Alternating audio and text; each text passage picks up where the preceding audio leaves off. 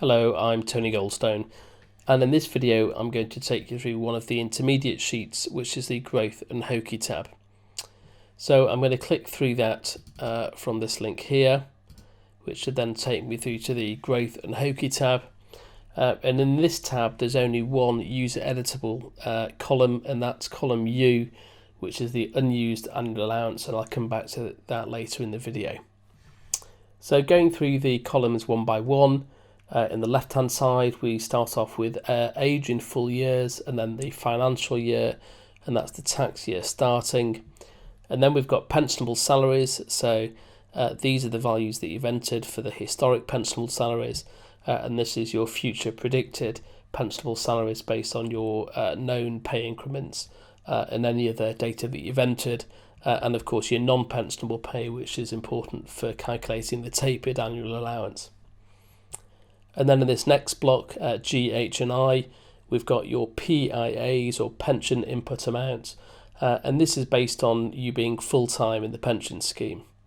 So this consultant has transitioned into 2015 scheme from that year, so you can see that there's constant growth in the 2015 scheme and then only intermittent growth in the 1995 scheme.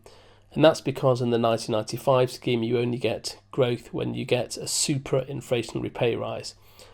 So we can see here age 39, 43, 48 and 53 we've got large pay growths in the 1995 scheme on top of that constant growth in the 2015 scheme.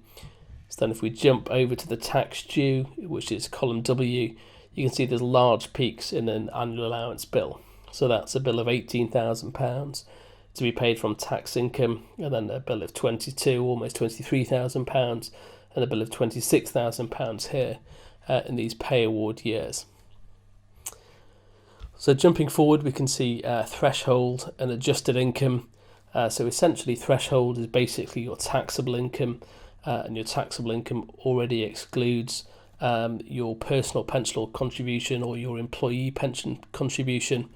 And then your adjusted income is your threshold income plus your PIA, your combined growth. All of these cells are red because this threshold income is all above £110,000, which is the tax cliff. And we'll change the income in a minute just to see the effect of coming below that and crossing that threshold. And then if your adjusted income, which includes your pension growth, is above £150,000, you can see that we get tapering, and so once that reaches £210,000, and that's not income, remember, that's your taxable income plus your pension growth, that means you're fully tapered down to £10,000, which is your tapered annual allowance. And then that uses the carry forward from the previous years, which is this column U, and then that produces your taxable growth above your tapered annual allowance to produce a tax charge. And for the tax charge, we've assumed that that's all at 45%, but you'll need to check that either manually or with your accountant to work out your actual tax charge in any individual tax year. So I'm just going to go back to the assumptions just to show you the effect of crossing the threshold. So this was our standard consultants, but we'll just decrease his pay, let's say by £20,000 pensionable, and then non-pensionable to £10,000. And then if we just go back to that Growth and Hokey tab, so we can now see that these cells have changed to green, and that's because we're underneath the tax threshold. And that's important because there's a tax cliff when you get close to this tax threshold. So if we now scroll over to the comments, we can see, for example, in this tax year, if you earned just £1,000 more, that would cause you a tax charge of £3,500. So that's obviously rates of tax that are way over 100%.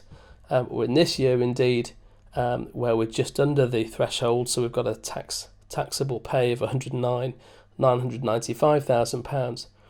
Simply by earning £5 more would land you a bill of £1,382 from your annual allowance for no increase in your pension. And of course it's important to look at it just the other side of that threshold income. So for example here, in this tax year, if we're doing £995 less, that would have reduced our tax liability by almost £2,000. So again, tax on that 995 is well in excess of marginal rates of 100%. So as I said, column U is editable, and that's because, as per the disclaimer on the top, it's very important that you don't use these values within the HMRC calculator or on your tax return. You need to use the actual values that are on your pension savings statements.